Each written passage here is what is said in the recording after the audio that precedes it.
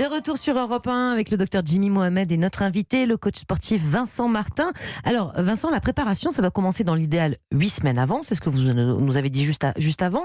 On a parlé de la partie cardio de cette préparation, donc faire du cardio fondamental, c'est ça, D'endurance fondamentale, pardon, où on peut encore un petit peu parler, donc c'est pas non plus le cardio hyper dur. Enfin, en tout cas, on peut respirer, on peut parler. Mais le plus important, je crois, au-delà de cet entraînement une fois par semaine en cardio, c'est le renforcement musculaire, c'est-à-dire quoi précisément? Il faut renforcer quoi quand on va faire du ski ou du snowboard? Alors en fait, il y a 2 types de renforcement musculaire qu'il faut avoir. C'est un renforcement musculaire avec des entraînements d'endurance musculaire, donc c'est-à-dire globalement des séries assez longues, au moins 20 répétitions sur des exercices, et des temps de récupération assez courts.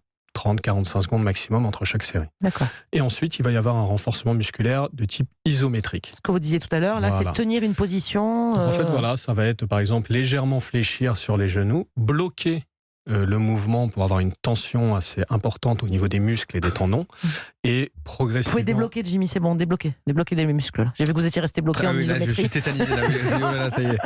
Et donc tenir cette tension musculaire de plus en plus pour acquérir un renforcement musculaire, une capacité à tenir une position qu'on va avoir en skiant ou en faisant du snowboard, et aussi pour renforcer les tendons. D'accord. Et donc, pour le ski ou pour le snowboard aussi, sûrement, la partie qui est très importante, vous le disiez un peu tout à l'heure, c'est quand même le bas du corps dans un premier temps. Quel exercice on peut faire déjà pour renforcer cette partie basse, on va dire? Je crois qu'il y a ce qu'on appelle des squats, mais expliquez-nous ce que c'est les squats et ce qu'on peut faire précisément. Alors déjà, pour apprendre le mouvement de squat, c'est assez simple. Vous prenez une chaise, vous la mettez derrière vous, pas vraiment collée à vos jambes, vous faites un tout petit pas vers l'avant et vous descendez doucement comme si vous alliez vous asseoir sur la chaise. Alors, il faut que vous ayez le bassin qui va frôler la chaise, et au moment... J'essaye de le faire en même temps. Il faut l'accent de travail, à mon avis, à chercher quelque chose vers ça l'arrière. fait mal un petit peu quand même. Voilà, et au moment où vous allez frôler la chaise, c'est plus dur que ça, n'y paraît quand même. Vous je vais bloquez, lâcher, je crois. Bon. Vous bloquez et vous remontez en expirant. Okay, on en fait combien des comme ça? Alors, il faut, comme je vous disais, l'idéal, c'est de commencer 8 semaines avant et d'y aller crescendo. Donc, la première semaine, vous en faites 20, 30, 45 secondes de récup et vous faites 2 à 3 séries comme ça. Voilà, et puis après, progressivement, chaque semaine, vous essayez de rajouter une série. Et donc, à la fin des 8 semaines, on arrive à combien de séries maximum de squats, là, comme ça? À la fin des 8 semaines, vous allez arriver à 8-9 séries. Oui, quand même. Et voilà. Alors, il faut savoir qu'après, dans la journée, quelqu'un qui fait une journée de ski complète, vous allez faire 6-7 heures de ski. Donc finalement, 9 séries de squats, c'est pas tant que ça. C'est pas tant que ça. Jimmy? Alors, c'est pas une position sexuelle, pardon, les exercices de fente, qu'est-ce que c'est que ça? Alors, les exercices de fente... La sexo, c'est après, vous inquiétez pas. Vous allez donc partir les pieds parallèles l'un à côté de l'autre. Vous lancez, par exemple, la jambe gauche vers l'avant.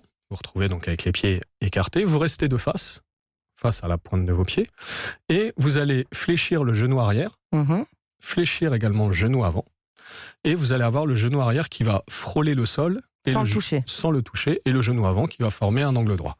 Une fois que vous frôlez le sol, vous soufflez, vous redressez, surtout en gardant le dos bien droit, en ne plaçant pas le poids de votre corps sur le genou avant pour pas avoir une surtension sur ce genou.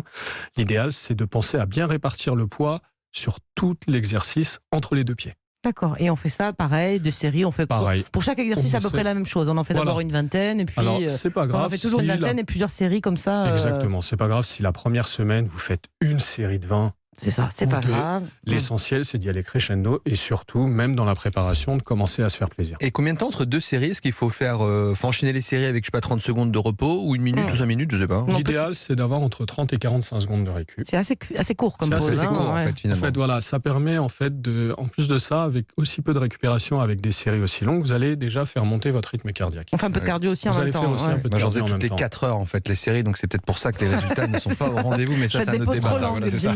Faut réduire. Et donc, vous nous avez dit tout à l'heure que pour travailler, donc là, on a vu 2 exercices, les squats et les exercices avec les fentes, donc la jambe à l'avant et on descend.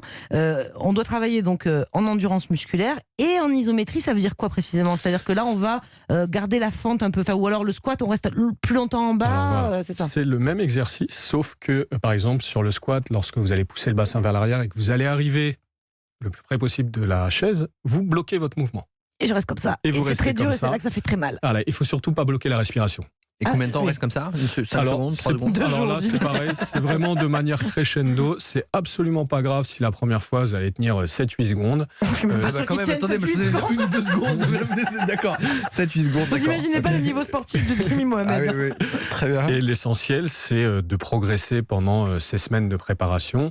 Au bout des 8 semaines, normalement, vous tenez 3 minutes. D'accord. Et on répète ça combien de fois? Pareil aussi, 10 fois ou... Le but, en fait, sur une séance de renforcement musculaire, pour que ce soit ludique, vous pouvez alterner sur le même mouvement. Par exemple, sur un mouvement de squat, vous pouvez faire une série d'endurance musculaire, une série où il faut tenir un exercice d'isométrie. Comme ça vous permet de ne pas avoir des séries trop monotones.